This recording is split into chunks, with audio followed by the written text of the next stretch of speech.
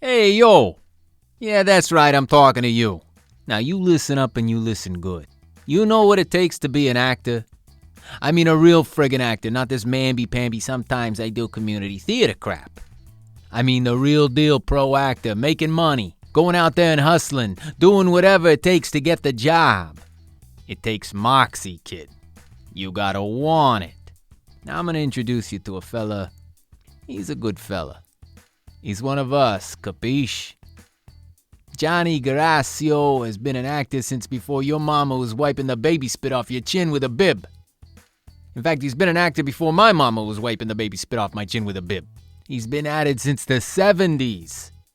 Originally from Brooklyn, New York. That's why I'm doing this ridiculous accent. Moved to England originally to be John Malkovich's understudy or some such thing. I don't know what. Bada bing, bada boom. He stays in London for 30 years, does a metric ton of work there before moving back to America and settling, and you're not going to believe this, in Northeast Hillbilly, Tennessee. Don't ask me, because I don't know. But don't think he's retired yet. Nah, the man is a bulldog. And at 74, and he don't look 74, believe you me. The guy looks like a young Frankie Valli or something. I don't know what he's drinking, but I want some, you know what I'm saying? Nah, seriously, the guy's like made a deal with the devil or something, I don't know. It's crazy.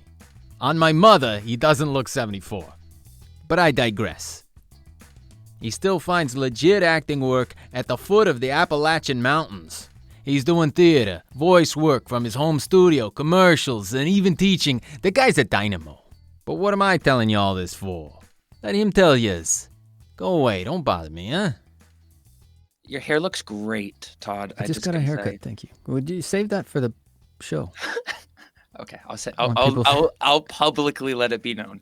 Okay, that's fine. I'm okay with that. Yeah. Start with that. Yeah. Lead. Wait, I got a tough. I'll wait for your intro, and I'll let the people know that your hair looks great. That'll make my hairstylist happy. Great. I told him. Love that. I said your haircut's gonna be in the podcast, which didn't make any sense to him. He's like, okay. In your audio podcast. In your audio, that's fine. All right.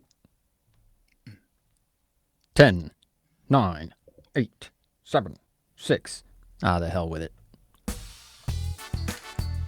Offstage. Acting. We're back. Welcome back. Yes, welcome. Everybody. Mm-hmm. So good to have you back. Here at So good to be back. Acting. It is good to be back. Got my coffee. Me too. Pumped up. We had a little break. Yes, we from the did. Offstage Acting podcast, but we're back again. We had 2 weeks. Yeah, we had like 2 weeks off. It felt like a millennium. Like, wow. I know. We're back. Yeah. It's tough because you lose the rhythm of it. We do a weekly. Uh-huh. And then when you take 2 weeks off, you kind of forget. Yeah. And all of us did something. Our boy Andy went and saw the eclipse, the solar eclipse, because he's in North America. Oh, great. Oh, I don't know if he actually... Yeah, he sent me a picture. He claimed it was an actual photo that he took but I don't believe it because it was a really good picture. Yeah, probably just AI. Yeah. Every picture nowadays is just all AI. Every picture I see, it's like, probably AI. And you where'd you go? I went to Portugal for a friend's birthday. I know. Ooh, it was great. It was lovely. I got a new crystal. As if that's what you do in Portugal. Of course you did. You're like, oh my God. Wait, so what did you do? Unfolding all the information. Oh, not all Every time you open your mouth, I just can't believe what comes out. My 12-year-old daughter collects crystals, and so does Jay. Well, she would like to know this crystal has an interesting story. Sky would like to know. This is Star. Oh, kill me. Everybody does that. Oh my God. They all call her Sky. Oh my gosh. Well, and my other daughter's Lana, so they call her Luna. Sky and Luna. That's actually really cute. Anyway, interesting crystal. I'm frozen again. Okay. I'll talk while you're frozen and figuring out. It's called a mango quartz, and I was looking through like this crystal selection at the merchant, right? The merchant stall, and I looked at this one and I was like, "Ooh, I like this one. What's the story?" He said it's mango crystal, and I looked it up, mango quartz, and I looked it up, and it was like, "Oh, this quartz has only been discovered like 5 or 7 years ago, so we don't actually know the spiritual properties of it yet, right? Like this is a new crystal." Right. And I was like, "That's my vibe. That is what I want. I want something totally new and unknown. Give it to me now." And it did. It was great. The So that's the new story. crystal. Yeah, Mango mango. quartz. Yep, it's found in Colombia, in these emerald mines. Yeah, and they were Colombian, the merchants in Portugal, and I spoke Well, Spanish, what which else did was they find? yeah. Oh, yeah. Anyway, so that's That's my great. story. Sounds delicious. Sounds delicious. I love mango. I do too. Um, Maybe not mango I went to court. Scotland, since you Oh, you went to asked. Scotland. Yeah. Went off to Scotland. Got friends up there. Big Great. fans of the podcast, actually. Shout out to Fraser and Jeannot up there at the Corwar. Hello. Big shout out. Oh, how Excuse me. cool! Thanks for listening. Shout Yeah, out to I think you. they might be our only listeners. Uh, Certainly our only listeners in Scotland. And well, we can double it. We can double it by the next tax year. I believe in us. I believe in us too. And if you're looking for a great place to stay, check out the Corwar Dark Sky Glamping. It's in the Dark Sky Park, Galloway National Park. You know what a Dark Sky Park is? Speaking of no lunar idea. eclipses.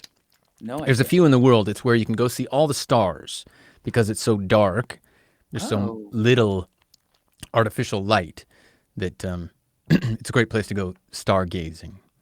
So it's a Oh, big national park in southwest Scotland. great shout Beautiful out. up there. Yeah, yeah. Real. They live right in the heart of the park, essentially, with all the nature and stuff. Is it spelled like is Corwar spelled like the English way, or is it like the Gaelic way where like they use like C and E and O and R and G and Yeah, W no, it's and Z? COR War, WAR. Cool. Anyway, big shout out for them. So yeah, so now they'll be booked. They got a beautiful cabin. He built it anyway. Oh, that's going on He'll the be happy list. that I've mentioned them. Getting off piece now because we love to talk about acting primarily here, don't we? Indeed. On the Yes. Offstage Acting Podcast, and we've come off our break, so that's good stuff. I'm gonna switch it up a little bit. Okay, I'm ready. I'm gonna change my tone. Okay. Oh, okay. I know what he's doing. His tone is Tony. We're gonna yeah. I think let's move it up a notch. All right, let's do it. Okay, you ready? I am. Because I want to talk about a guest. We got a guest today. Please. We've had a lot of great guests. Yeah, we as had a you lot know, of great ones. so far. We got real lucky. Smash. Home run. This is a guy. He's and I've actually commented on kind of the talent and things like that. And you know how much I hate to see talent in Yeah, I other know. people. You hate it. It drives me nuts. Drives him crazy, everyone. He's so jealous. Red with fury. Drives me crazy. I don't understand. This guy, he doesn't remember me very much. But I think it was my first. Remember how I told you my first ADR session? We talked about ADR. Yeah. And you remember what ADR is, audiences. It's automatic dialogue replacement. It's a phrase that means nothing, makes no sense. But essentially what it is all the background sounds and noises and dialogue that people do in the movies. Yep. And my agent at the time had called me up and said something to the effect of, "Hey, Todd, you do ADR, right?" He's the English guy. So he was, "Oh, Todd, you do ADR." And I was like, yeah. You know, just totally blagged it. Like, sure. Had no clue what ADR was at all. But Couldn't look it up because if you go online and go ADR, you're going to get, something else. some insurance company. Yeah. So I turn up and I get in the room and I start to figure out pretty quick, oh, okay, it's just background noise and Yeah. chatter. Probably going to be real easy. I got this. I'm an improv guy. No sweat. No sweat. And then this guy jumps up and they go, "Hey, John, you do this one." And he goes, and it's kind of a little older cat, a little bit nondescript, I would say, upon first impression. Got like a flat cap on, kind of like a newsboy flat cap. And he's like, okay, jumps down off his stool and ambles over to the microphone and opens his mouth and starts firing out like one just just boom, boom, boom, Just hitting liners every after chord like a jazz musician with his voice and my jaw dropped to the floor, and I'm going, oh, we're at this level. Oh, Uh-oh. Dear God, I hope they don't call on me next. wow. And of course they did, and I had to follow this guy. And I get up there not even knowing what I'm doing, and I'm like, and they're like, okay, John, maybe you get back up again. Maybe come back. That sounds like me. You just did a Jay impression right there. Yeah, it Yeah. felt like the first time I met you at an ADR session where you were doing Jay. But no, it was completely like, I mean, I'm in awe of talent in general, even though I don't like it. I don't like seeing it in others. But this guy, I swear, he's just Great. The accuracy. Okay, the kind of the oozing of talent. Now, he plays a lot of New York wise guy types. Mm-hmm. He's kind of cornered the market in terms of wise guys.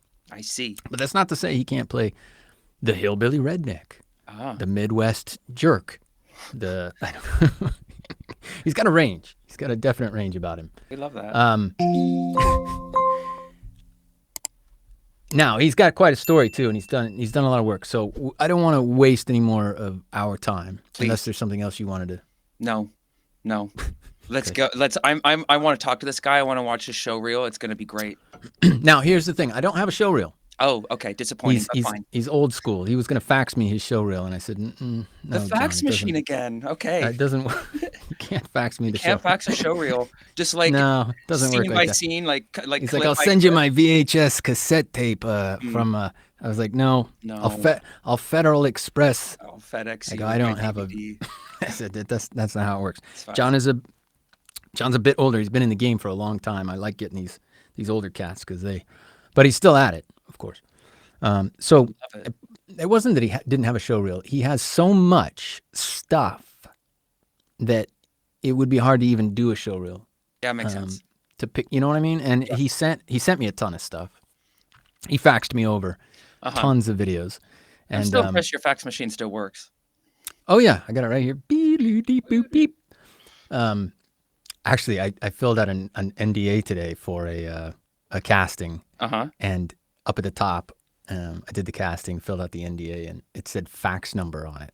And I was tempted to put like a number. Oh my gosh. Just because I was like, what? How old is this NDA to have a fax?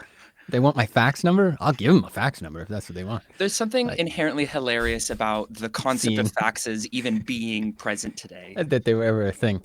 But now that they're still like a thing. Like a fax number on the NDA. Wow, okay. Yeah, on the NDA 2024 audiences. Wow. But anyway, back to John. So I put together a little hodgepodge of bits and bobs, and I wanted to give you a taste because, well, essentially,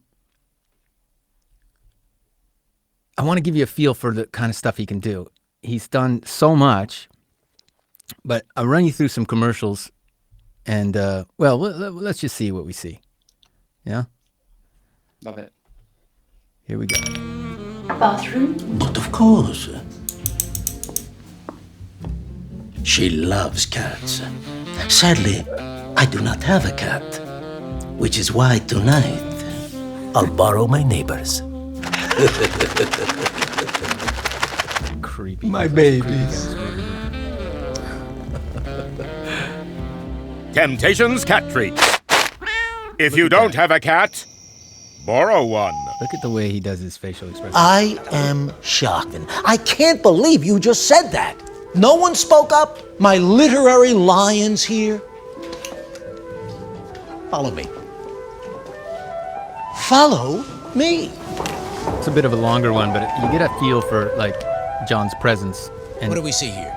the kind of charisma. A tree. But what else is it? But I need you to get beyond natural things. We have shade for a traveler. Delivery. A secret hideout. Shh. It's a secret. A symbol of The life. comedy timing. So, what do you see here? A bench? I know it's a bench. It's a lookout. a conversation machine with strangers. It's a place to think. A time capsule. Look how natural he looks, you know? How comfortable he looks in his own skin. A celebration. I just hate it. It's an amazing landscape. I'm gonna skip through some of that. That's a bunch of Coca-Cola stuff. Here, wait, here he goes. A surprise. Or an amazing concert. Shilling for Coca-Cola. There he's guzzling it. But even with a Coke in his hand, he looks nice. My money shot. It's a Coca-Cola. I was thirsty. I was thirsty. Coca-Cola. Whoa, Here's another good. This is some comedy he may stuff. Be the, The boss sleazy now, guy. He does. But I was having hits when he was still in diapers. You tell him he does this Bieber gig or his ass is grass. Hey, Vodafone Limeys. Big Frankie Experiani here. Rockstar Records. The big kahuna. I got all the bands stateside, and now I'm coming for you. My friends at Sony have told me that there's some major talent out there. Oh, you guys are gonna put the great back into Britain. You see what I did there? All right, here's the deal. You form a band with the guys and gals in your team, yeah, and sell Xperia handsets from Sony. Ooh, the more you sell, the higher up the charts Imagine your band remembering goes. You that top the whole charts and you win. speech. Big time. Memorizing all that. Win a rock star wardrobe. Rockin' nights out for your team. And getting it Kick right, back nailing it. Rockstar rehab style on a spa weekend. There's no break. And win loads of amazing Sony products, cool handsets and gadgets. Forget about it. One You gotta last watch thing, this people. on You YouTube. need to do the quiz every week. I'll be asking the questions about rock and Xperia, and you'll be giving the answers. No answers, no fame and fortune. Capiche? Get your asses in gear. Get out there and sell. Sell. Sell. Ow. Yeah. Get your band to the top. Sony Xperia rocks. Ladies. Listen, Johnny, you tell him he gets with the program or he sleeps with the fishes. 1 minute 48 seconds there, 45 seconds of pure. Here's another. This is just quickly. Like, you see how sleazy he can be. These With the are fake gonna tan. pay for themselves in crumpet. He just looks great. in Is his little- interest-free credit. What do you care? You could be dead by then. Go on! Attaboy! One. You get it! Get one! You buy it! You get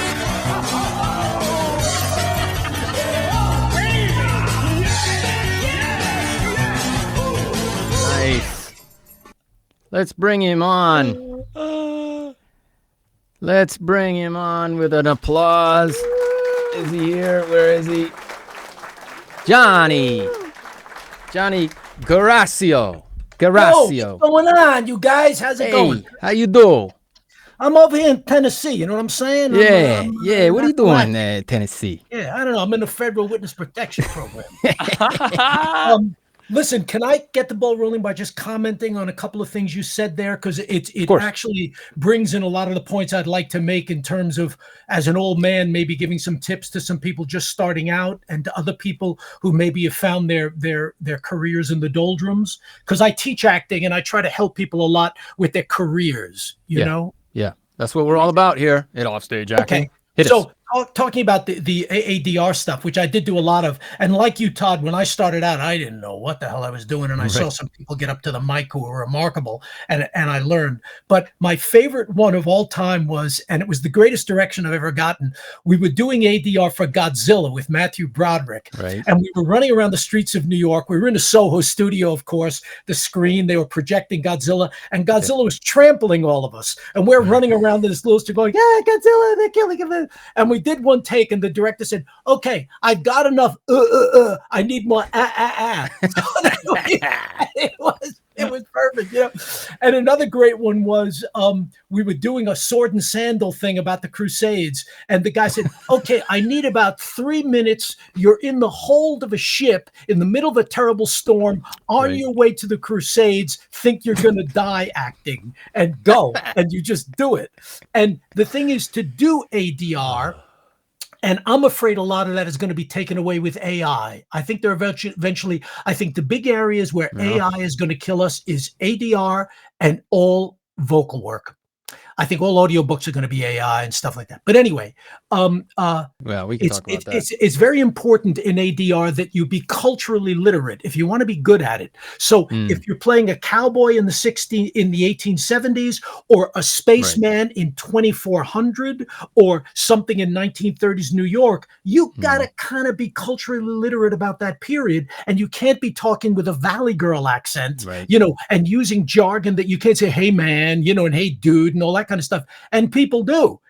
I was doing one in AD 70, and someone said, "Oh, I love these croissants," and you go, no, they didn't have croissants in AD 70. You know what I mean? So that kind of thing.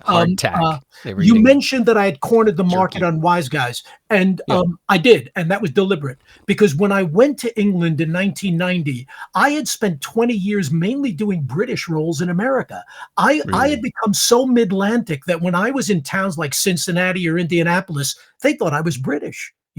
I went to England as John Malkovich's understudy in Burn This, and I started thinking maybe I should do New York American stuff, and I found out there weren't a lot of guys doing it. So I said, I'm going to brand myself as the go-to guy for that, but then expand. So I sometimes did British roles on BBC Radio.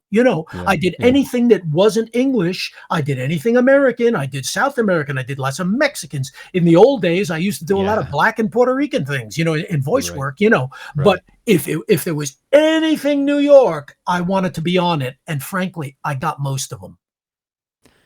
I can see that. How many commercials have you done, you think? A lot. I'm not bragging, but an awful lot. There've been times where I've had like 6 and 7 running worldwide. The one that you showed for Dreamy's cat food, God bless those people. They're still running it. It's been running for 7 years. Yeah, it's a great shot. It really sells a lot of cat food, They just bought it out again for New Zealand and Poland. That commercial has pretty much kept me alive for the past 7 years. A good commercial can do that.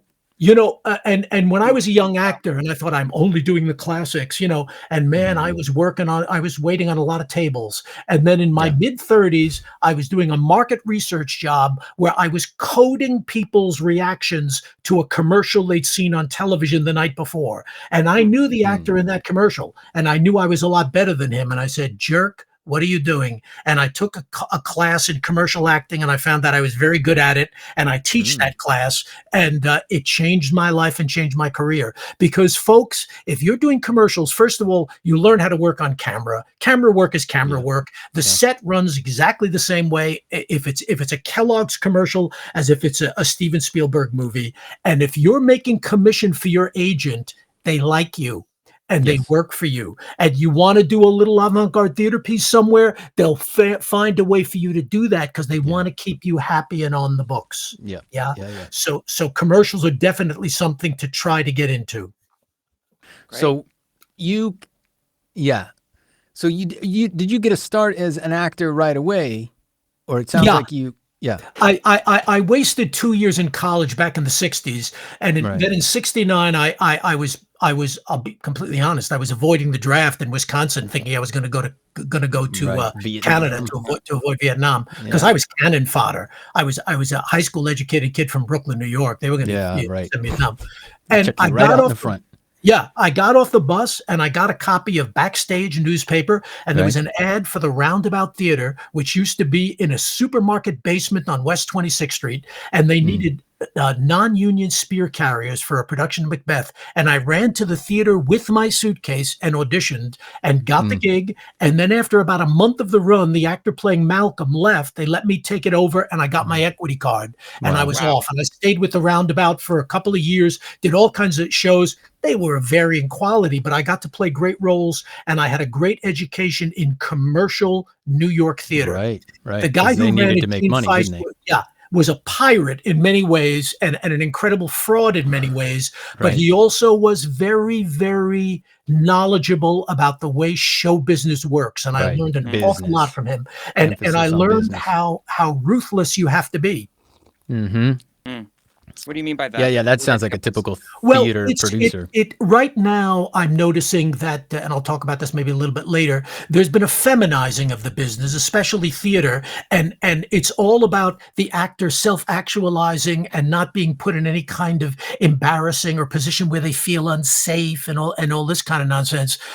Where with him, it was like it works or it doesn't work. It entertains the audience or it doesn't entertain the audience. Right. That's a lovely costume. It's wrong. It doesn't go on the stage. I like you. I cast you as Hamlet, but you're not working out. So I fire Hamlet. Yeah. Because it's all about business for guys like that. They got to make money, right? And here's they got to sell tickets. 1969 in New York, they fire Hamlet. And I found out later, it was an all-male production. Every single actor in that cast went to the director and said, I know it. Cast me. Really? Wow. That's how competitive it was. Right. We were all watching him and thinking, I'm better than him. I can do that. I can do it. Give me the ball. So who do you get it? Who got it? Did you get it? A fellow named Art Burns, who was already playing Gertrude. Okay. It was an all-male production, and it was quite good. Right. And he was good. I almost played Hamlet in New York at 19. Which would have been pretty incredible. Wow, that's the right age for Hamlet. I was too young, and they wanted to go with somebody a little. What was the name of that theater company? The Roundabout Theater, which is now a Broadway theater. Huge. Wow. Yeah. Wow, that's crazy. He built it up. We eventually moved to 23rd Street to an old movie theater, then to the old Tammany Hall Theater on Union Square, and then it went to Broadway. And he had that.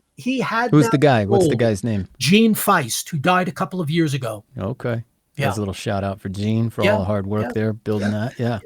So you got your start there, literally rocked up with a suitcase. You didn't get drafted to Vietnam, thank God. No, I was very lucky. A couple of weeks later, they had the lottery, and my birthday was a very high number, and I missed it just by luck. Right. I am where I am, as we all are, I guess, because of my parents. But my parents met in a New York acting school in the 1930s. And they told me that was a time when New York was full of all these people who claimed to have been this close to Konstantin Stanislavski. They were all in the Moscow Art Theater, and they were all teaching, that kind of method acting. And they had hilarious stories of it. But they didn't do it professionally, but they were working class, cultured, aspirational. So in the 1950s, they always made sure we watched good television, Shakespeare, ballet, as well as the crap. We watched the Three Stooges, but we also watched the good stuff. And they took us to Broadway shows, and they took us to museums. Wow. And watching an old movie with them was such an education, because they'd say, watch Robert Montgomery, watch how easy he is with the comedy. Yeah, now watch Cagney. Now watch, Brian Donlevy. They point out the character men. And I went to get a cowboy hat with my father in the store. I must have been 5 or 6 years old. And there was a pile of white hats and a pile of black hats. And I instinctively reached for the white hat because I wanted to be the hero. And my father said, no, get the black hat. The villains are always the best actors. And it's true. And I've always tried to play the villains ever since. Wow. Yeah, okay. That's kind of like I do with Jay. I try to educate him and point out the good quality performance. So you got quite the cultural education from your parents.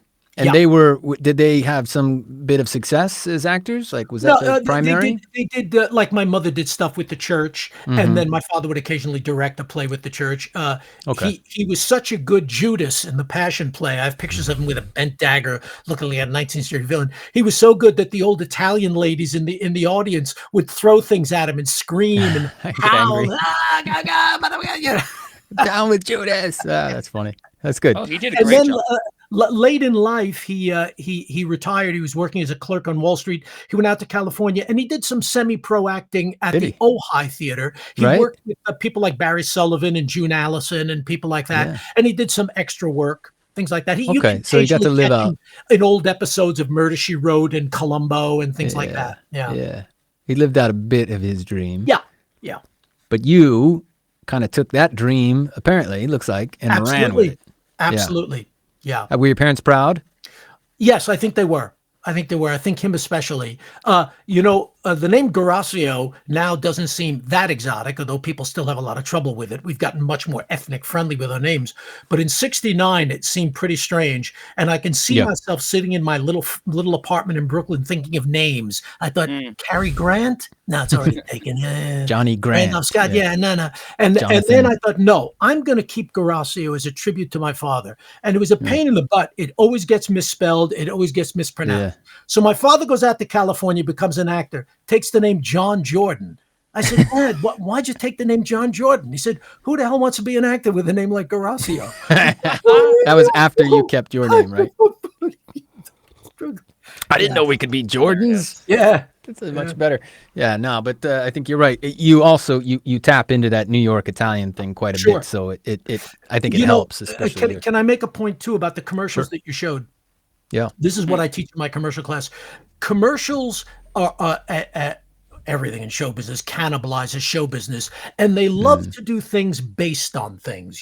They love to do piss takes on things or homages to things. So you must know the major genres. You know what I mean? You're not going to know everything, but if you go to an audition and they say it's sort of a screwball comedy, and you don't know screwball comedy, and a lot of times, you guys know this, what they'll say is, oh, the scene in Reservoir Dogs where he cuts the ear off, do that. And if you don't know Reservoir Dogs, it's a problem. But if you can demonstrate, I not only I got a commercial that was a complete homage to the old Dick Van Dyke Show. Well, I knew Dick Van Dyke always fell over a piece of furniture on his entrance. Well, I did that in my audition when you walked in the room. Exactly, and I got the gig because I demonstrated I got the joke and I can make it even better than you. Right. And I have respect for your work, and I do. I think commercials are very clever. I love commercials. You want to be in commercials, fall in love with commercials and watch them and study them as assiduously as you would study Hamlet. But the other thing is that in all commercials now, they kind of want the actors to write it. So almost all those things you showed, I did an awful lot of the writing of those commercials, especially the one where I was playing the Wiseguy music producer. They gave me a script that was awful. And I said, can I play with this a little bit? So I've done that myself in commercials several times where even just a line where you go, that line's not going to work for, especially if they're British or German or something, and it's for an American audience. You go, that's not going to play. Absolutely. They just don't know the idioms, And do we get paid extra for that? No. But it's the cost of admission, and the casting agents love you and the producers love you, and they'll use you again. And they have used me again. That's the thing. You get return work. Jay, the young man in the corner with the glasses. Young man in the corner. Yes, me, Mr. Guerrasio. Do you usually you're talking about writing and rewriting scripts, right? Commercials, right? In an audition, do you usually ask them, or do you usually just do it? Oh no, you don't just do. You ask, or they ask you. They will often say, what do you think about this? Could you smooth this out a little bit? Or then you'll say when the time is right, you say, I was wondering, how about do it their way a couple times. Exactly. And then when I got an idea, maybe can I do one for me or something? And they go, oh yeah, sure. Yeah. I'll give you an example. In America, we would not say that. Yeah, that's right. Yeah. Or could I reverse the word order? I think it would be funnier if I reversed the word order. They wanted me in a commercial to say, that's a foobar. It's a what? A foobar. It was a military guy. He was a test pilot. It was for a thing, Toshiba Is that televisions. A candy bar? What's a foobar? No, foobar is military slang for effed up beyond all recognition. And like snafu, huh? Like a snafu, but it came from Vietnam. So they go, oh man, this whole thing's foobarred, effed up but beyond all recognition. And they thought that was clever. They were all in their 30s or whatever. Yeah. And I went, people know that's the F word. I said, I'll do it a few ways your way too. But I said, let me try a couple on my own. And I ended up saying, that's a negatory, which that's the one they kept, and that's the one they use. And that's the one that was still nailed exactly what they were trying to go for, a military type term that would say, no way, Jose kind of thing. Yeah. Or not gonna do it. Turn away. But wouldn't get the Midwest to go, wait a minute, did they just use the F word in a television commercial? It would have never aired. It would have never aired in the States as foobar. Gentlemen, anyway. Is your audience largely in the UK?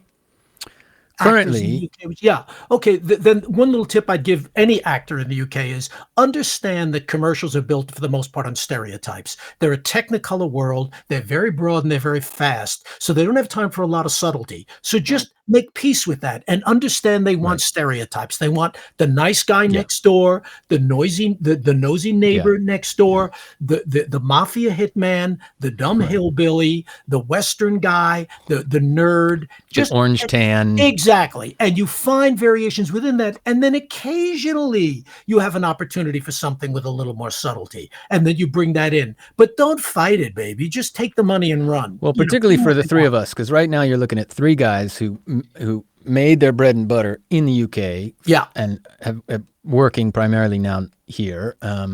And they are only hiring us because we're American. Yeah. So they want American. Yeah. And they want a version of American that may not even gel with what we consider. Listen, you know what they do to the English accent and English characters over here in America. It's the same thing. All they know is belted lords and cockneys. That's it. Yeah. So you give it to them. You give the people what they want. But if you do that, I mean, I was in the UK for 31 years and made a very good living and got to do some incredible things. I was a major person on BBC Radio and got to play things like Biff and Death of a Salesman, and extraordinary. No, you were prolific, and I think you came at a time, and I want to unravel all this because it is interesting, and we have done maybe too many Americans in Britain, but the stories are fascinating. So I stick with it because from an actor's perspective, the stories are fascinating. But I also think that you came at a time when there weren't a lot of Americans and you were like, oh my God, breath of fresh air. Like, here's a guy that can do, and we can even do stuff that we've been wanting to do because we have some talent that can manage it. Well, I'll tell you the awful truth. When I came to England, because I was Malkovich's understudy, that opened a lot of doors for me. And I got to meet a lot of major casting directors. And they said, John, if you stay, you're going to have something you're going to fight, which is that you have a big American resume and your show reel is very impressive. Most of the Americans here don't. And a lot of them aren't really American actors. They came to Britain for drama school and stayed. I had done 20 years of American theater, New York theater and American television and all kinds of regional theater and stuff. So I was an American actor.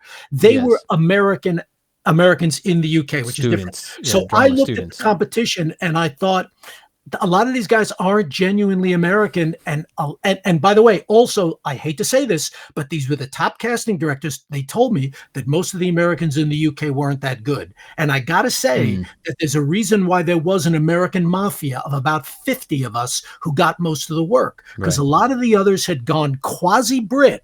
They lost the accent and all that lost kind of the stuff. cultural what is that? connection. Nobody talks that way. And they actually weren't that talented. So you got to be good. So let's unpack that real quick, Johnny. You're in New York, 60s into the 70s. Yeah. How long do you hang out there? Oh, well, I was based in New York till 1990 when I moved to England. Okay, so you're doing 20 years of theater, television. Not all that much television and a few commercials later, but a little bit theater, of film and television, but lots and lots of theater. And I mean, I was one of the people who really got Theater Row started on West 42nd Street. I was one of the founders of the Lion Theater Company. Okay. When 42nd Street was the scummiest street in Christendom, it was all live sex shows. And the city said, if you'll homestead and you'll go into this storefront next to a live sex show, we'll let you use that storefront for free. This is 1974. It was scary. So we were doing stuff there, and we lasted for about 6 free space years. Though for actors, free spaces, gold dust, unbelievable. And then I also did a lot of avant-garde stuff downtown, which I really enjoyed, experimental stuff, and I even wrote some of the stuff myself. So not plays, but more theater pieces. On the street kind of thing. No, not on the street. No, in theaters. At in black boxes, theater at home down in Tribeca. Things that were experimental, genuinely experimental. Yeah, they weren't. It was the plays. time, wasn't it? Yeah, kinda exactly. Beatnik stuff, kind of. There was a anti-war. No, it wasn't that. It was more arty than that. It was a big time. performance art. It was a big time where modern dance was the new rock and roll, and I happened to have a loft on the Bowery with a modern dancer, so we had our own performance space. And it was things like people would do stuff that like, well, that's not a play, but what is that? But it's characters, bit of music, bit of light. You in a leotard. There's light. There's all that kind of stuff. You know. Was that you in spandex? Yeah. Oh, a lot of. Yes, fighting space and a lot of all that kind of stuff. Miming. Listen, I can picture you in spandex. At Brooklyn Academy of Music, I did a version of Eros and Psyche that was the script. It was directed by a guy from the Magic Theater in Berkeley. A complete fraud. And the script was based on the Tao Te Ching Book of Divination, and we used Esalen hot tub theater games to work on the script, and the score, and I'm not making this up, was composed and played on tuned New York City manhole covers. So this lunatic went around and stole manhole covers, hung them from chains, tuned them by like grinding them down, and played them with like bows, violin bows. Yeah. And that sticks out, huh? That one sticks out. In that too, yeah. The Tao Te Ching, that is a callback. What? That's insanity. That's crazy. Okay, so we get an idea for the kind of stuff you were doing there in the 70s in New York. I love that. That's Jay's, right up Jay's alley. And then I did a piece. There's a famous sociology book called When Prophecy Fails. Wonderful book. It's all about cognitive dissonance. It gave us the term cognitive dissonance. And it's about a UFO cult in the 1950s who were infiltrated by sociologists who studied what happens when a group of UFO people think a flying saucer is going to come down and save them, and it doesn't. It's a wonderful book. And I did a sort of a meditation on that. It was almost entirely silent, I'm sure the audiences love that. Yeah. What? What? Flat Earthers can use that right now. Watch John sit in silence for an hour and a half while you think about UFOs. So a lot of that. It sounds like a good time, though. You must have been having a ton of fun. A lot of Lort theater. That was a time where you would go to theaters for a season. They would hire you for a season, and you would do 4 or 5 plays, big roles, little roles, but they always had a studio theater where you did other things, and then the studio theater was yours. Hey, you want to do a one-man show on Friday night, or there's that two-hander you always wanted to do at 11 o'clock at night for our subscribers? Go ahead. It was the greatest acting school in the world. They don't do that much anymore. No, it doesn't exist. Yeah. What were you doing to support yourself elsewise? Every horrible job known to man. I actually at one point cleaned public toilets in New York City. Wow. And when I was giving LA a shot, I had a job in a hospital as a security guard, and part of my job was helping carry dead bodies out. So and then I said, okay, maybe I should do television commercials, And I started doing television commercials instead. But I painted apartments, I cleaned apartments. I'm one of the few actors who actually never waited tables, but I've washed a lot of dishes. Right. Okay. Wow. All right. Well, that's par for the course. Yeah. Yeah. Having to go through that, especially in those times. Theater wasn't paying. Avant-garde theater with you sitting in silence and leotards wasn't paying the rent. Per se. Okay, so then at some point you end up becoming friends or friendly. You become at least John Malkovich's understudy. Just as understudy. It's very strange. I've had understudies, and it's a strange relationship. You know what I mean? Because if they're a good understudy, they're ambitious and they want you dead. Yeah, they want you. The other understudies in the show were terrified that they were going to go on. I was leaving banana peels outside his dressing room. Yeah, you know what I mean? Right, come on, let me on there. How you feeling today, John? Yeah, exactly. A little bit of cough. He almost missed a couple of performances, but he made it, Okay. But they thought he was going to miss quite a few. So actually the director brought me over and rehearsed me into the show. I was ready to go. Okay. It's interesting. That show almost never gets done anymore. I think because it depends so much upon such a great central performance. And he was extraordinary. Was it Death of a Salesman, you said? No, Burn This. Oh, Burn This. Burn This. Yeah, okay. Yeah, okay. Lanford Wilson. Yeah. Yeah, definitely. Yeah. Okay, but then that show gets brought to England. Yeah. But they used a British cast. They had Juliet Stevenson and Michael. Oh boy, I forget the fellow's name. And Lou Liberatore they brought over from Broadway too. Okay. Who sadly died of AIDS not that long after. Right. Oh, I see. Yeah. Okay. So and I actually covered both John Malkovich and Lou Liberatore because the guy said, I think you could do both roles, the gay roommate and the crazy Italian guy, and it would save us money. So yeah, in case, yeah. on accommodation if nothing else. And so you, let's say, I guess you were pretty. I mean, how did you feel about yourself at the time, career-wise? You must have felt I like, was, well, this I is was all right. thinking, I was pretty busy in New York, but I was ready for an adventure. And I had always promised myself if I got to the age of 40 and I wasn't absolutely happy with where my life was, I would do something drastic to change it. And I was considering getting out of the business. I was considering traveling for a little bit. And when I came to London with Burn This, my idea was I would do the run and then go backpack around Europe for a year and find myself or whatever. You know what I mean? Sure, and instead, I fell into being a television presenter while I was doing that show. And in the 90s, I did a lot of television presenting. And that's another thing I encourage actors to think of. You can do anything that is involved with being in front of an audience. I used to do I used to sell Canon products at trade shows, if it's in front of an audience, you can do it. And the way I got these gigs was I said, okay, I've never been a television presenter. I'll play a television presenter. So when I went to the audition, I played a television presenter and I got the gig. And that led, and in the 90s, I had a travel show on the Travel Channel. I did stuff on Sky Movies. I did a whole series about the history of Hollywood. The UK. Yeah, those were in the UK. Although I did do a special for PBS in America. Oh, no, the travel show stuff was for Travel Channel USA. Okay. But it was filmed by a British production company. And based sort of around here. Yeah. How did you have the right then at that point to work here? I went when they wanted me to do work for the Travel Channel, and they went with me and they gave me right to remain. They got you the visa and everything you needed, work permits. Was this after Burn This? Like, so you during Burn During Burn This. This. During Burn This. It was toward the end of Burn This. They said in a couple of months we're going to do this, so And I'll tell you, that was from a little ad in, is it The Stage? Yeah. In those days where people looked at print journals and there was a little blurb looking for an American presenter, or Spotlight might have been who has never been to Europe, and blah blah blah, has some writings, because I wrote the shows too, and well done. What was the name of that show? A Practical Guide to Europe. It's very out of date now, so I don't think they show any of it, because it was all based on how you use the public transportation system in Munich, and how do you check into a hotel in Switzerland, and what do you do if you lose your passport in Belgium, and that kind of stuff.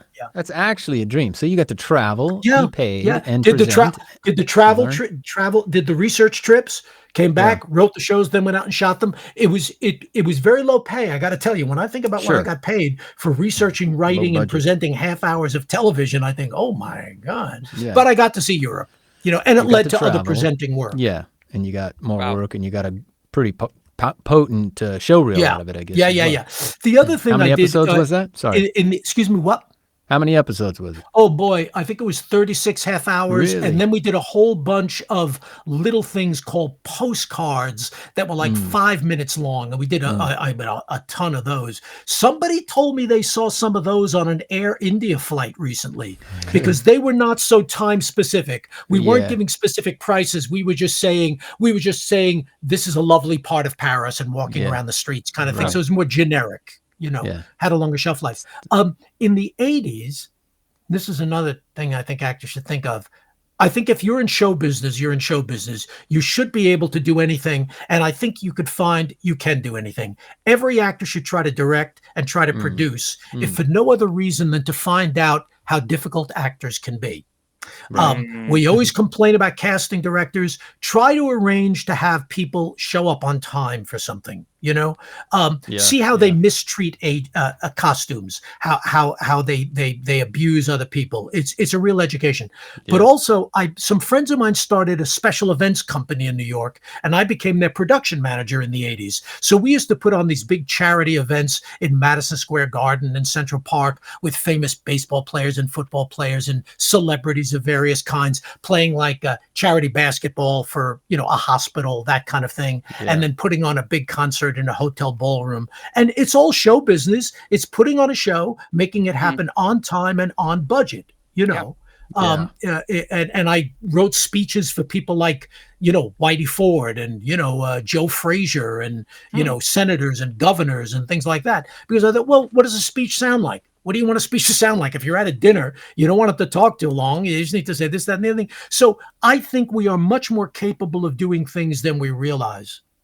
So don't just think of yourself as a stage actor for sure. Think of yourself as you can act in any area, and anything aligned to show business you can do. And just think of it is show business. Yeah. Todd likes to say that. That's my thing.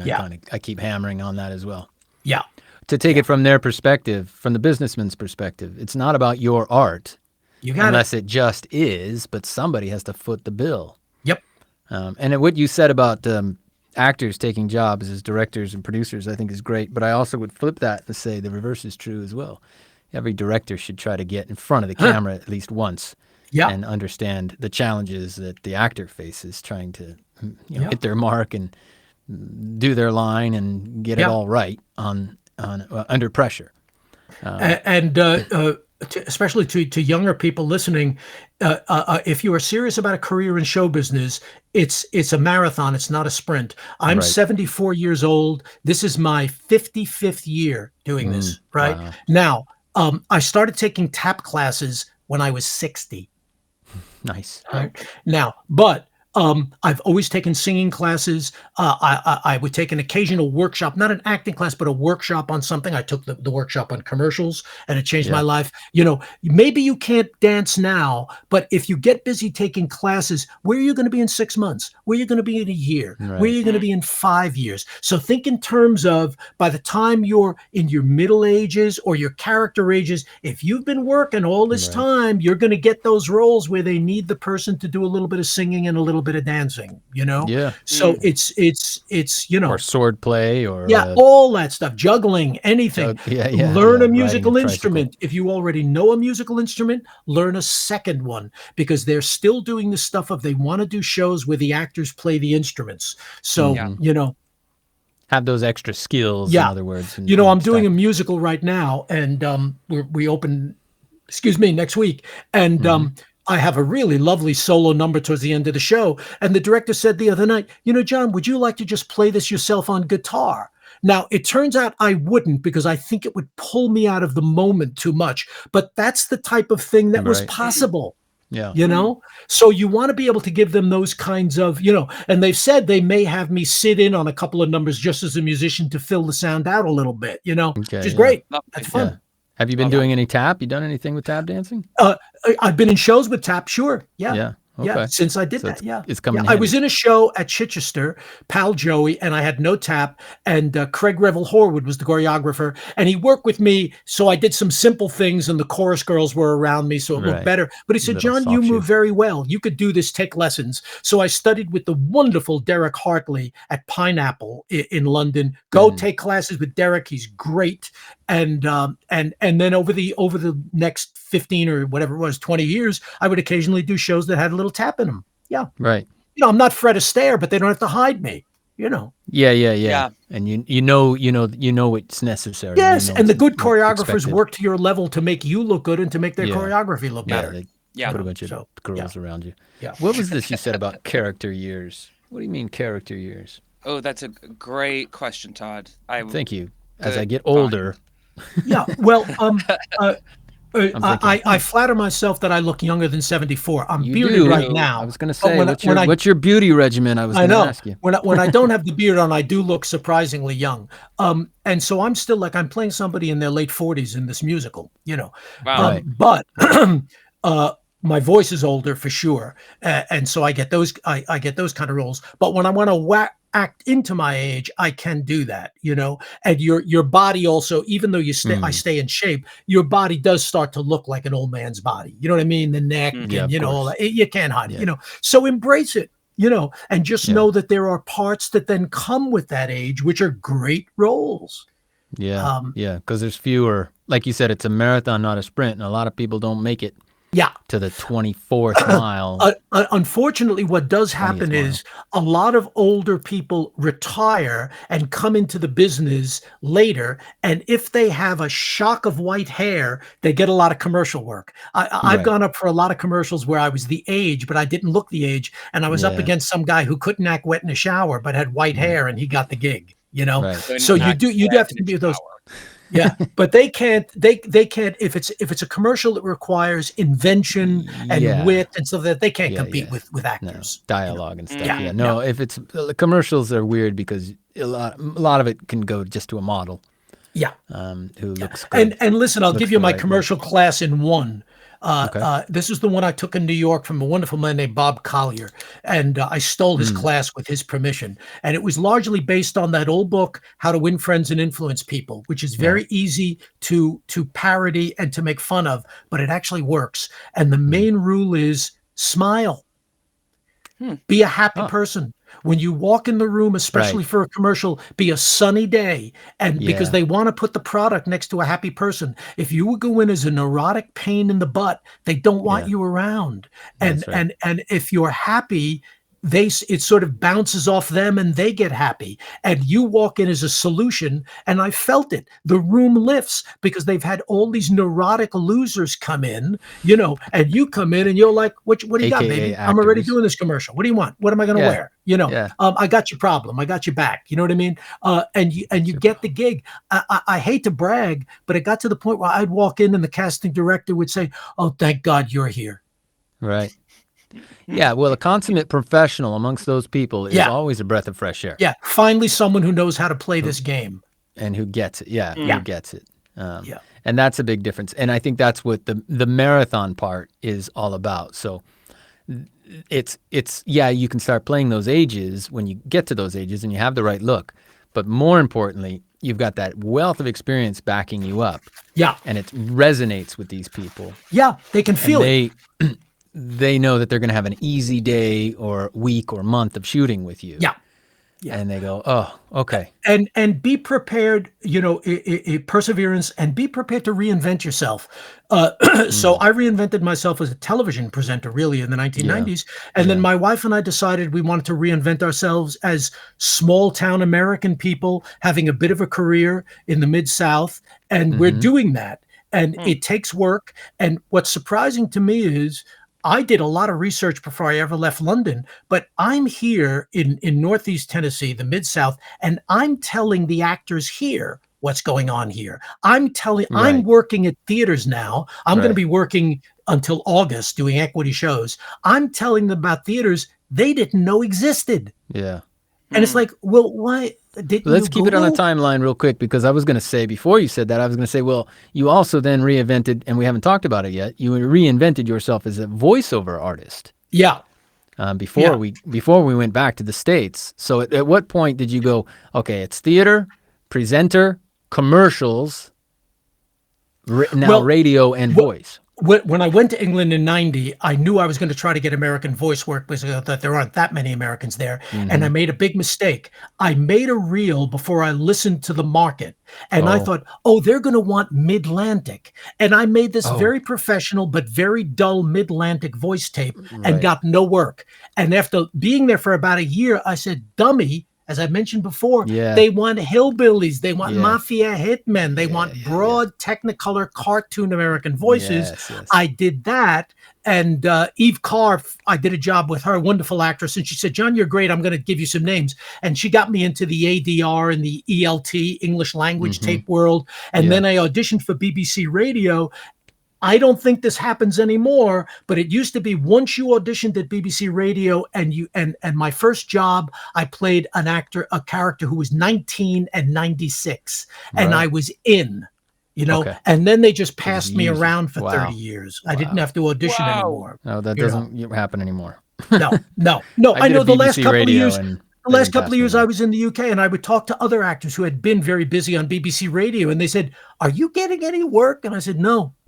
But I still get residuals for radio plays I did in 1991 and 1992, because the stuff they're making now, no one wants to listen to. It's all that woke stuff. Nobody wants to listen to that stuff. So they want to listen to Sister Carrie. and Death of a Salesman and Raymond Chandler and, all that stuff and the Journals of Lewis and Clark and Little House on the Prairie. That's what people want. So I still get residuals from that. So I got into all of that and I hustled like crazy. You got to hustle, folks. You got to hustle. You got to contact people without being obnoxious. You have to let them know you are still alive and still in the business. So you find excuses. Hey, I am about to open at this theater in this. Please keep me in mind. That's all. Yeah.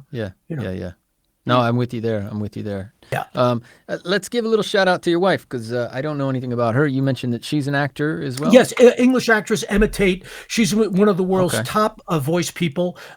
Does work for all the big studios. Over here, people can't believe they're meeting her because they grew up listening to her in cartoons and things like that. Oh. And like me, she really she loves America, although she's English, and she wanted to be in the country. She wanted a house with space around it. We're surrounded by cows. And how did you meet her? We met. I saw her in a show in London back in 1991, but we didn't get married till a couple of years ago. We dated for a bit and then broke up, and then we ran into each other a couple of years ago, and then we got married over here in America. And she's the one who does most of the voice work here in our studio. But we're both in a new musical in Knoxville, Tennessee. She's a wonderful singer, and it's her American debut as a professional actress, which she's all excited about. And then we're both going to be doing shows at the Southern Appalachian Repertory Theater, which is celebrating its 50th season of summer stock, and they do very interesting stuff. There's a lot of theaters in the Mid-South. One tip to anyone, if you move to another area, I know people talk about Chicago a lot and things like that. Understand that a lot of these places, the theaters are closed shops. They're a company of people who started the theater. They do the shows themselves, or they use the same people over and over again. There's one Equity Theater near here who's been using one actor for 40 years. 40 years. Wow. So and he's now my competition because he's a character man. Well, I'm not going to get in there. You know what I mean? Right. So there's that goes on. So you have to break through that. I've been here for 3 years and I didn't get my first Equity job until this job in Knoxville. I did a couple of little SAG jobs in Nashville through my agency. So let me ask you, I've got 2 half brothers, one who's passed away. Yeah. But they're from Knoxville. Right. And they're lovely small city, really nice city. Yeah, well, when they were born there, it was even smaller. Right. I won't say lovelier, but smaller. Why did this New York kid from Brooklyn, who then lived in England and married an English woman, choose to go to Knoxville, Tennessee? Well, we're not in Knoxville. We're in Jonesboro, which is northeast Tennessee. There's a distinction. Never mind. Now actually, it's all clear. You didn't go to Knoxville yet. It's a 3-hour round trip to every rehearsal, which is a schlep. You know what I mean? Okay. That's a schlep. That's America. You know what I mean? But do the Tennessee folk know what schlep means? I don't think so. They all think I'm in the Federal Witness Protection Program. I may have mentioned that. I bet they do. But, what you doing around here, boy? Exactly. Yeah. And I say, I got into a little trouble. It's all right. Vinny the nose. They love it when I go really, really mafia on them. They're all walking around saying, "Hey, you do that thing. I'll tell you about." They all love that stuff. Jonesboro is the oldest town in Tennessee, and it looks like a movie set. In fact, I can picture it. Hallmark shoots a lot of rom-coms here. It's all 18th and 19th century buildings, very historic. President Andrew Jackson, James K. Polk, and Andrew Johnson all lived in Jonesboro at one time. It's a delightful Confederates. town. You mean? It has a all the redneck Confederates. It has a spectacular. Well, no, interestingly, Eastern Tennessee was more aligned with the Union. Was it? Western Tennessee was with the Confederacy. Yeah. Right. But there's a community theater here in Jonesboro Repertory Theater. Mm-hmm. And there are about 8 people in it who do the leads who are frighteningly good. They're as good as anybody I've seen in Broadway or the West End. And I'm not kidding, but they didn't want the lifestyle. But, I in things like Singing in the Rain or Crazy for You or Annie Get Your Gun, when the leads are on the stage, it's as good as it gets. I mean, they have really humbled me, And what are the audiences like? The audiences are very loyal. They're about to move into a much larger theater, a renovated 400-seat Art Deco theater. Wow. The audiences love the big old musicals, but right now they're doing the play That Went Wrong, and it's sold out, and they're adding performances.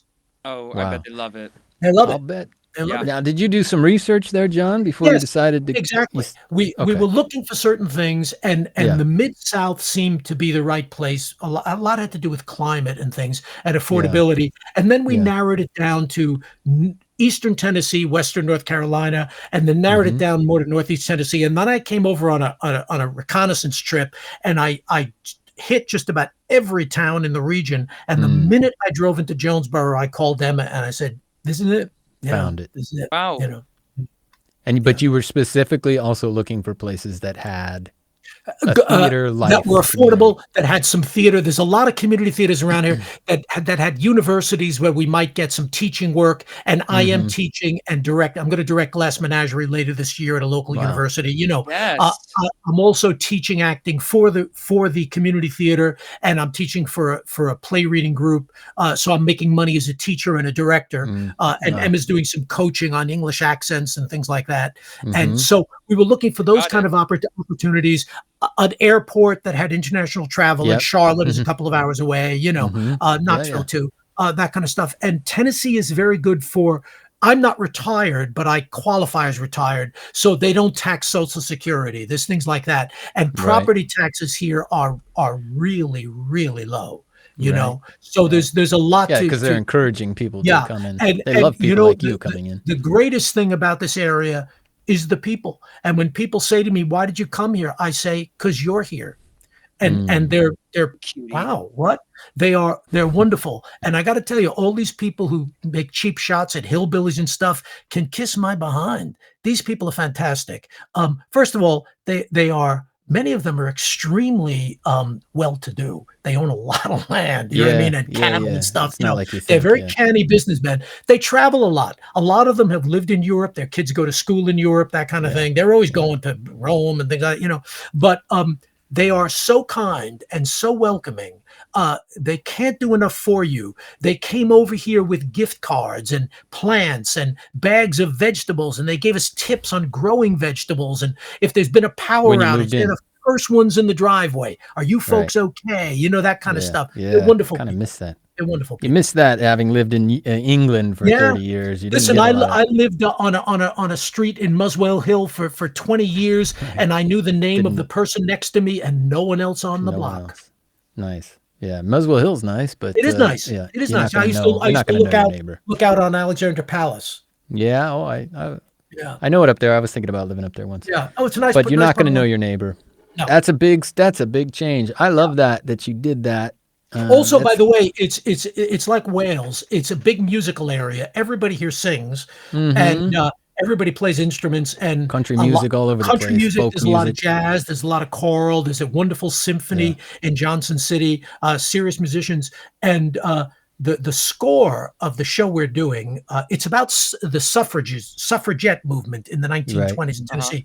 It's got sort of a contemporary folk gospel country feel, written by a couple of music producers from Nashville. It's very clever. If you can imagine Bacharach and David doing a take on country music. It's sort of got that lots of, like, one song has 6 key changes in it. It's like very clever stuff. Wow. But when we're working with the composer, he and the band, I mean, I've done musicals, but they're talking about stuff theoretically that I'm going, man, I have never heard that level of discussion. You know what I mean? Because when you're doing the old book musicals, everybody knows how you do South Pacific. There isn't much debate. But because it's a new musical, they're discussing, well, how do we bend that? Okay, we want to stretch that bar a little bit. Okay, so you're going to do that. You're going to do that. We're going to do a safety here. You're going to do a fermata, that kind of stuff. And they nail it. Very interesting.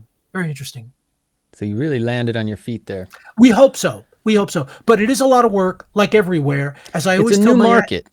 It's a new market. I call it the new market. And I've done a few myself. I did LA, I did Prague, I've done here. Yeah. And I would consider something else the same as you, because an actor never retires. No. But you can't do big old London town forever. There's a point where you want to slow down. So you would be looking. One surprise and disappointment, and even though I did a lot of research, this is a big problem. Atlanta is a major film place now. Yeah. They actually do more filming. But here's the problem, and I didn't know this. I should have done that. I should have done more research. You really have to be able to prove you're based in Atlanta to get the work, because much of their funding is based on local hire. So at some point, you have to show a driver's license. Right. You see, and they give priority to Georgia. So you might have done Georgia had you known. Well, too hot, too buggy. Wonderful things. We're at 1,400 feet in the Appalachian Mountains. We get 4 seasons. It's a Goldilocks climate, and there's no mosquitoes here. Right.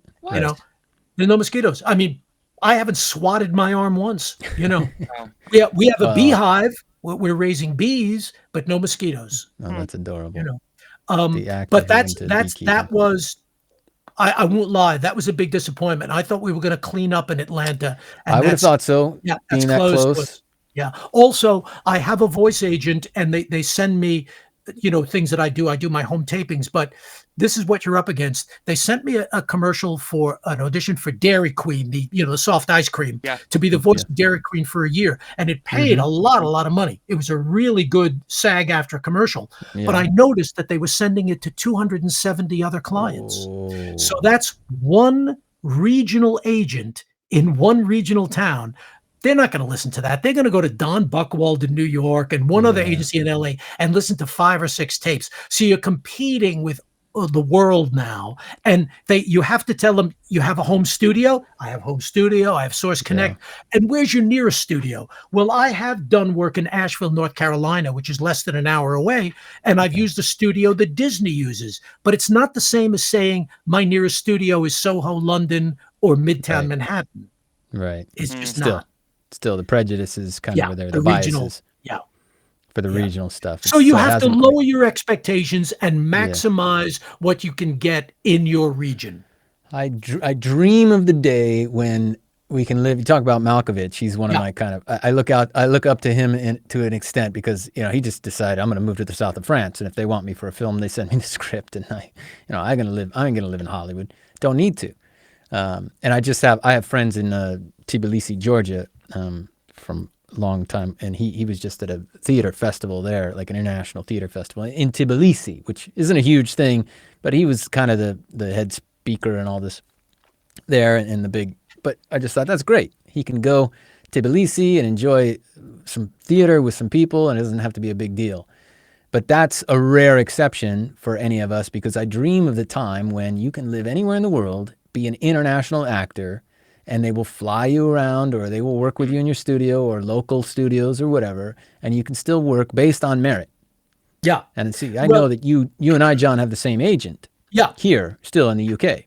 Yeah. We just did Mandy, by the way, in the podcast. I don't know if you heard her. Yeah. Her episode just dropped, I think, yesterday. So you can check that out. And it's so great having an agent who had been a performer herself, because she knows. Well, she knows that, and we talk a lot about that. We go through some great stories with her, don't we? Great episode. Don't we, Jay? Yeah. But I also know that it's difficult for you to think about, well, for her to get you work based here, that you'd have to fly back for, even though it seems like it should be easy. Well, the thing is, I'm willing to do anything if it makes financial sense, But so far there hasn't been anything that made financial sense. I did several things for Netflix, and I did something for Hallmark, and all of the stars of those rom-coms were not based in LA or New York. They were based in Colorado and New Mexico and stuff, and they would do a home taping, and then they might fly to New York or LA for the callback, Right. And I'd be willing to do that. In fact, on their own dime. Yeah. By the way, saying I haven't done a show reel for a long time. It's true, but I am right now putting a little show reel together, because I am going to approach New York agents. That's my next goal. I'm going to, in the fall, I'm going to hit all the New York agents and say, look, here's my show reel. I got all these international commercials, work with Meryl Streep, work with, Judi Dench, how about it? I'm down here in Tennessee. I'll come up for callbacks. You want to work with me, and I'll see. What's the worst that can happen is they say no. Yeah. Blue jet and get. I mean, also there's tons of other. I don't know. There's Toronto. You're a British citizen. Yes, right? I am. Yeah. So, you know, there's maybe Toronto, Canada. There's stuff going on in Florida all the time, Orlando. See, I always area. heard Toronto was a very close shop. Even Canadian friends who went back to Canada to give it a shot came back and said, you can't get in. They just use the same people all the time. Interesting. It's possible. I didn't know that. But if anybody could do it, you could. Yeah. I dream I think in the fall, I'm going to start my own acting class in Johnson City, which is a larger town, and maybe do one a week. I'm waiting to hear about a new musical that's being done by the Clarence Brown Theater in Knoxville, which is the very large Equity Theater. Sir Anthony Quayle used to run it in the 60s. And they're doing a musical version of the wonderful James Agee book, A Death in the Family. And the music is by the people who wrote Ragtime and Anastasia. So I had a very good audition for it. The feeling in the room was very good. I'd love to do that because they're very ambitious for that, but we'll see. Yeah. Now you mentioned some of the people you worked with there. And I know, I think I was watching Florence Foster Jenkins at some point. You had a little cameo in there, but I was like, oh, there's John, you know, playing his little newsy role. I wanted to get the clip on that, but I didn't have it. What are some highlights for you for young actors when you get next to a Meryl Streep or some other big name? What kind of advice have you got for and what's going on? What's going on in your head? With someone like Meryl Streep or something like that, there was a lot of tension on the set. I'm not going to say why because I'm not going to be indiscreet, but they were kind of looking to me to be a bit of a savior on that particular point. Were they? And I was. But you have to have your antennas out. And how does this person like to work it? Some stars, and Meryl Streep and Judi Dench and Hugh Grant are like this, and Judd Hirsch, they love other actors. They want you to be good. Harry Shearer was an unbelievable delight to work with. Oh yeah, you did a Nixon thing with him, and he could not have been more generous. It was like, you go, baby, you got the fire. You know what I mean? I can see it. You go. You know, some of them are very threatened by other actors. They don't like other actors. They don't want you to be too good. You know, so you got to play it. You know what I mean? Don't jump in. See what's going on. You know what I mean? You got some favorites that you worked with? Harry Shearer was great. Harry Shearer was he played Nixon and I played the American televangelist Oral Roberts, and you know, it was just a 15-minute scene done in one take, and extraordinary. And it was in the Oval Office. It was an exact recreation of one of Nixon's secret tapes. Yes, he did it off the tapes. Nixon's the one. Yeah, it's still playing. Nixon's the one. Yeah, he was great to work with. I loved working with Alan Ayckbourn. He was a wonderful director. He was like a big kid. He could not have been more fun and more unpretentious. I mean, the guy is as close to Shakespeare as you're going to get. And he was just great. He was just fun. He was easygoing, you know. Yeah. He trusted you. He cast you because he thought you were a good actor and you knew what you were doing, you know. And he was delight. And Judd Hirsch was great. He had won for that same show. He had won the Tony for it. Conversations with My Father. He had done it on Broadway for a year, and yet at our first read through in Scarborough, he said, "I've never done this show before because I've never done this with you. Please bring it. Give me your version of this play. We're going to find the play new." You know what I mean? Could not have been more generous. You know, really wonderful. He's a pro, old school pro. Yeah, big time. Yeah. So what are the highlights for John's career? What does John look back on? There were things I did. I did something at the Lion Theater by the genius director, unfortunately deceased, Garland Wright. It was based on Kafka's Kafka's Diaries and The Trial. And it was, again, very avant-garde, and it was exceptionally beautiful. A lot of people who saw it say it's the best thing they've ever seen. It may be the best thing I've ever been in. And it was an extraordinary challenge. It's just a piece of beautiful theater art, you know? I also got to play Columbo on tour in the UK. Oh, yeah. Columbo started as a short story, then they made it into a play in the 1960s, and Thomas Mitchell was playing Columbo, and he died. I think they found him dead in his dressing room. And 7 or 8 years later, they made that play into the pilot episode of Columbo the Serial. series. Right. So then we did the play, and I had a ball playing Columbo, just playing that role. That was great. I also really loved getting to play the lyricist Lorenz Hart of, Rodgers and Hart, Larry Hart, at the New End Theater. We had a big hit with that. It should have moved to the West End, but they couldn't find a small West End theater that was available. That was in 2005, I think it was, and that was great because I got to sing, I got to dance, I got to tap a little bit. It was a very got to do funny monologues, but also terribly, depressing, heavy monologues. And also I got to do, at the old Man in the Moon pub, I got to do The Normal Heart, that great play about AIDS, which was really a barn burner. And I really enjoyed doing those. And you played Columbo before Peter Falk played it. No. Well, I did the Columbo that before Peter Falk did it. Yeah. It's interesting. I read Peter Falk's memoir, and he claims to have pretty much invented all the Columbo stuff, and it's not. It's in the original short story. The One More Thing, the trench coat, the car, the wife. Oh yeah, all that, and he claims that he did. And then I thought it'd be interesting. He was wearing this rumpled trench coat. Well, that's interesting. It's in the script. It's in the original. It is interesting. I can picture you as Columbo. I think. Were you disappointed that maybe you didn't get that ultimately as the role? Peter How do you mean? Well, that maybe, that they didn't come back to you somewhere and say, oh no, we did this. We did this after the television series. We did this like in 2010. Oh, okay. I thought you had done it before the show was actually. No. Because you said something. Okay. No, we did in 2010. Yeah. Brian Capron played the killer. Right. Yeah. Okay. Yeah. And here's show business. What the hell? I'll say it. I was great. I was really extraordinary as Columbo. But I'll bet. The thing is that they wanted to bring it into town, but they wanted to have a name in the role of Columbo because they felt that a big name as the killer wouldn't want to play second fiddle to a no-name actor as Columbo. Right. So it didn't, and that's show business. That's it. The business of show. That's show business, So it didn't come in, which was disappointing. Tell me real quick about Armando Iannucci. Armando Iannucci, a lot of fun to work with. I did a couple of things for him. A lot of them I didn't think really worked all that well. They were a little too wacky. In one, I was a tornado on a film script. It was a movie about a tornado, and I was the tornado, and I didn't want to come out of my trailer. And I mean, that's a really wacky idea. I don't think it quite worked. And then we did a couple of other sequences but he was always very amenable. I mean, that's a case where, the actors do a lot of the writing. They give you an idea and you improv it. And then they say, okay, we'll have the rewrites for you next time. And you think, rewrites? You mean what I just improvised? We've written down everything you've said, and now we're gonna. Yeah, but he was a lot of fun. Likes actors, likes to laugh. I would love to work for him.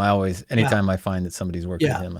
There was another guy, and I'm not going to say his name, who had a long series of sort of very cutting edge comedy skits and stuff like that. And he was the type of person who wanted you to improvise, and if he didn't like what you improvised, he treated you like a moron, and would say horrible things to you. And it's like, well, then why don't you write it? Right. But I'm not going to say who that was. You ever say that? Do you ever say it? You ever say that? I am someone who has gone to Brooklyn on people on a set. I believe it. Big time. I was doing a commercial shoot in Norway, and the director was this Danish guy who's notoriously unpleasant, and we had several days of him being notoriously unpleasant to everybody on the set, and he made the mistake of being notoriously unpleasant to me, and I taught him a new way to evacuate his foodstuffs, if you know what I mean, and people were astounded, and he collapsed. He absolutely melted. Really? And everybody on the set came over to me and said, "Thank you for doing that. Thank you. You're so brave. Thank you. Thank you for doing that." Because you risk getting kicked out. Then upsetting your agent. But then he came over to me. He came over to me and he said, he had lived in Park Slope, Brooklyn for a while. He said, "Yeah, you really went to Brooklyn on my ass." And I said, "Yeah, I did." Yeah, you need good. Sometimes they need it. They need it for sure. It's always good when the actor's in one of the rarer positions where you can sometimes have a confrontation. You have to pick and choose your battles. But we were doing stuff for this guy that honestly we should not have been doing. It wasn't safe. We were giving him all kinds of extra things with cars and things falling, and I thought, oh, wait a minute, you don't talk to people when they're doing favors for you this way, And even the first AD, who was a British guy, said, I apologize, it was getting out of hand. I should not have allowed him to do any of that stuff. I said, yeah, because as he said, none of that would have been allowed on screen anyway. Right. Because it was not safe. Right. Yeah, equity or somebody would have stepped in and said, wait, what is this? Yeah. Yeah. He wanted me to drive down a road with no shoulders in a Cadillac with its top down, looking backwards at speed. Oh, you know? It was insane. He was insane. Excuse me? Yeah. No, not crazy. Not crazy. You've in got a vintage ton of stories, car. I know, John. Yeah. But it's all things being equal, it beats working for a living, Can I tell you, you mentioned about fax machines. I'm old enough. I remember when they came in, and I can remember being in an office in New York and us all standing looking at a fax machine like Neanderthals looking at fire. We couldn't believe this was there. How does this come over a telephone wire? Yeah. Technology. It was either 88 or 89. I was in Chicago presenting Canon LBPX laser beam printers at a trade show. And I had this like 20-minute spiel. And then in a little theater, and IBM had a theater, people, and they said to me, John, today in the middle of your spiel, a guy's going to come on in the middle of your speech and talk about software. And I said, what software? I said, well, it's this computers, man. It's this whole thing. And this geek shows up with his tie undone, gravy stains down his tie, his shoelaces untied, looking like an unmade bed. And he goes on and barely can speak the English language. And somebody says to me, this is Bill Gates. He's going to be really big. I knew it. That guy? He can't tie his shoelaces. That's going to be the richest guy in the world at some point? Wow. The guy that can't comb his hair? Yeah. That's funny. And you were angry that he came in and interrupted your spiel. He came in the middle of my show. Yeah. Selling you Canon LBPX Mark III laser beam printer. Oh, you will never forget. Sometimes it's funny. Never. How you never forget. You're great with the monologues, by the way. I've seen it. I had another one here lined up on YouTube. It was Our Town. Oh yeah. That's my audition. I just auditioned. I stuck that on last week. They're doing Our Town. At the Nashville Rep, which is a small equity theater in Nashville. See, a lot of these LORT theaters in America, which is like the regional theaters in England, are in a lot of trouble. COVID killed them. Streaming killed them, and woke programming killed them. Right. So they used to bring actors in a lot more. Now they can't afford to do it. Some of you Americans may remember there was the Mark Taper Forum in Los Angeles, big regional theater, gone. Is that gone? Gone. Oh my God. The Lone Wharf Theater in New Haven, Connecticut, which was a jewel premier, gone.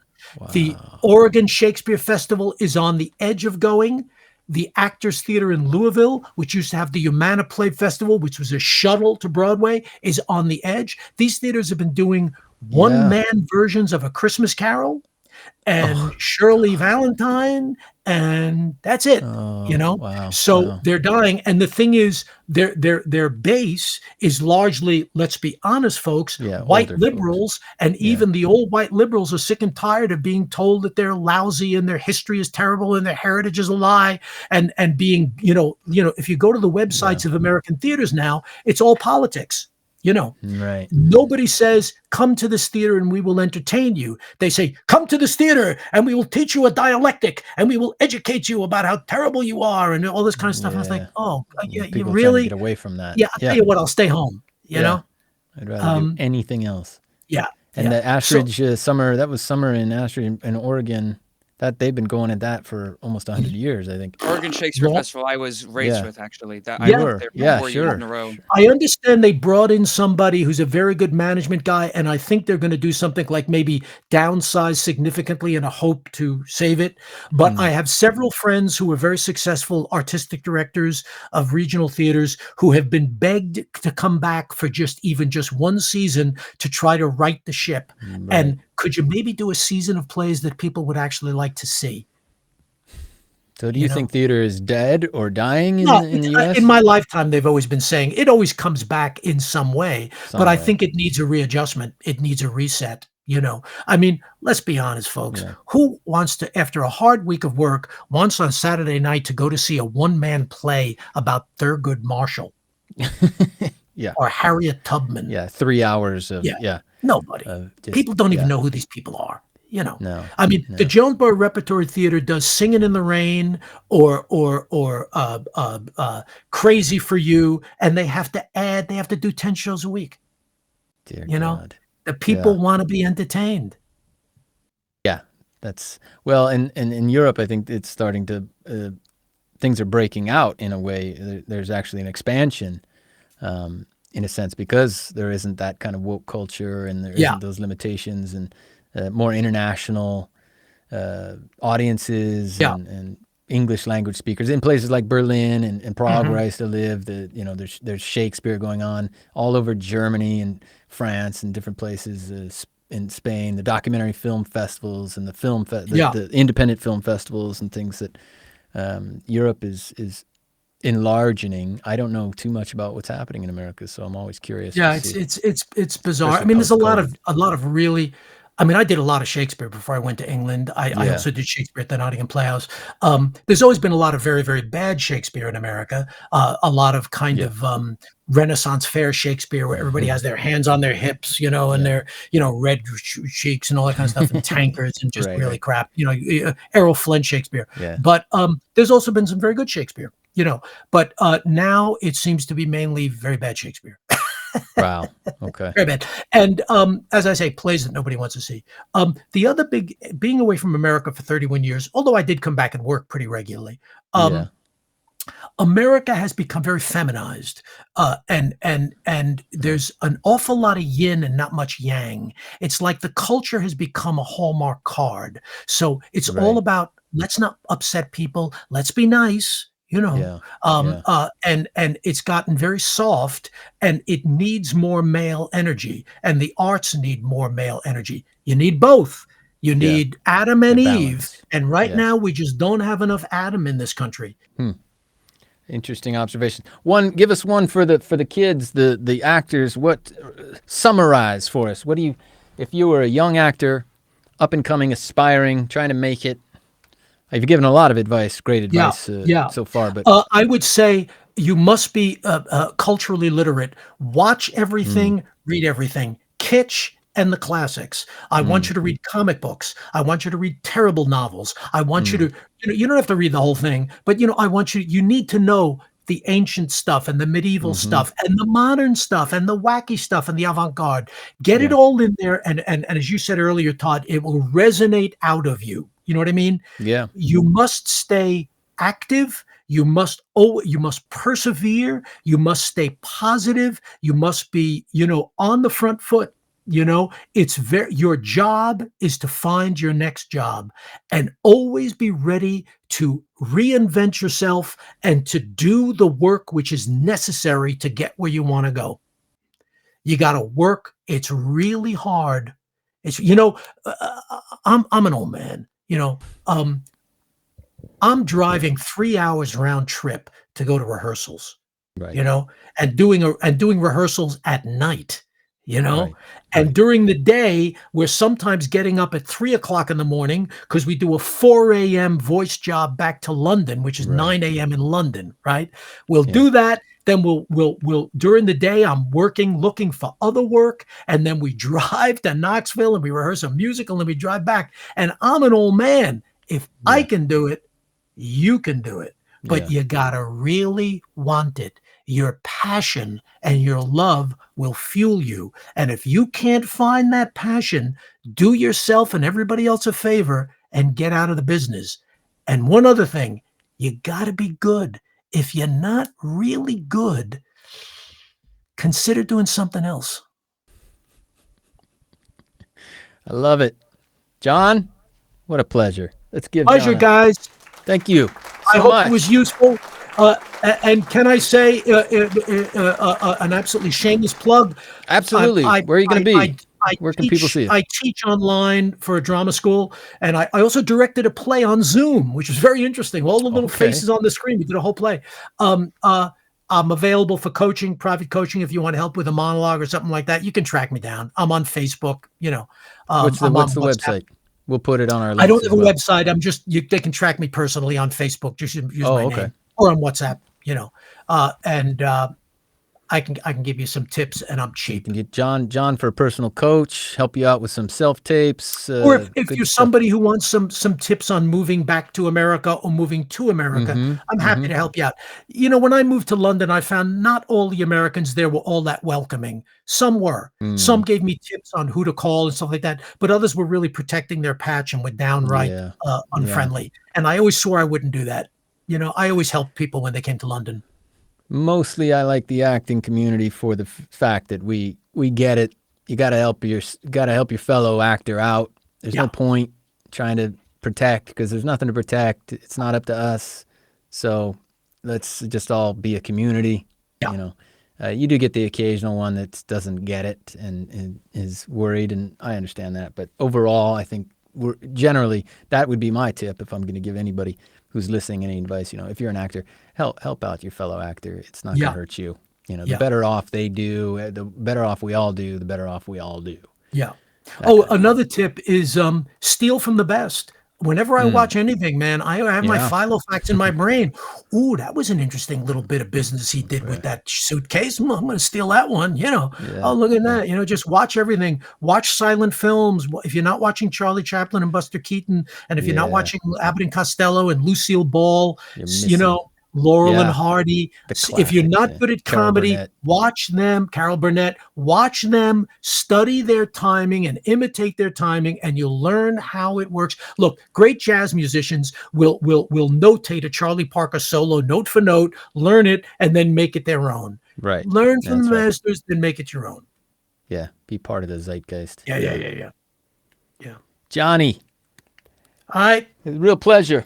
Fellas, God bless from Northeast Tennessee, from the Appalachian Mountains here. You know what I mean? And it's Appalachian, by the way. It's not Appalachian. Appalachian, The way you remember is if you don't say Appalachian, I'll throw an Appalachia.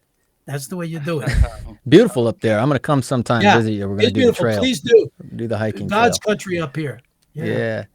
Okay, thanks again, buddy. There God bless, is guys. Johnny Guerrasio. Ciao. Do you guys pump me off here? Yeah. We'll put you off, and Andy's going to mute you. I think he already has. Nice.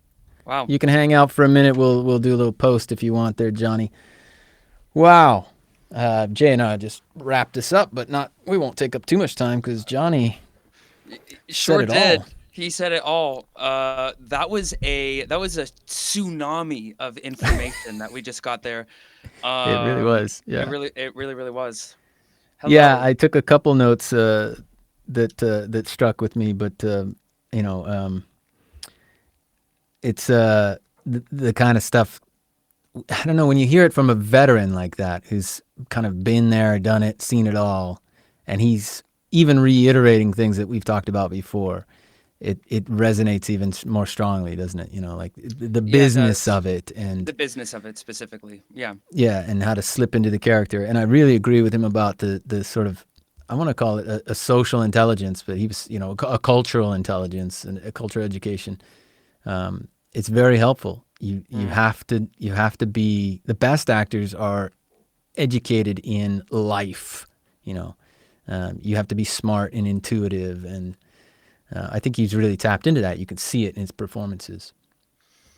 Yeah, very, God, he just was so New York. This guy just, I want to respond to that, but he just was saying everything he was thinking and feeling exactly on the moment. You're like, oh my gosh, I agree, I disagree, so many different opinions, but also you're just saying how you feel. So yeah, okay. Can you imagine this guy in London?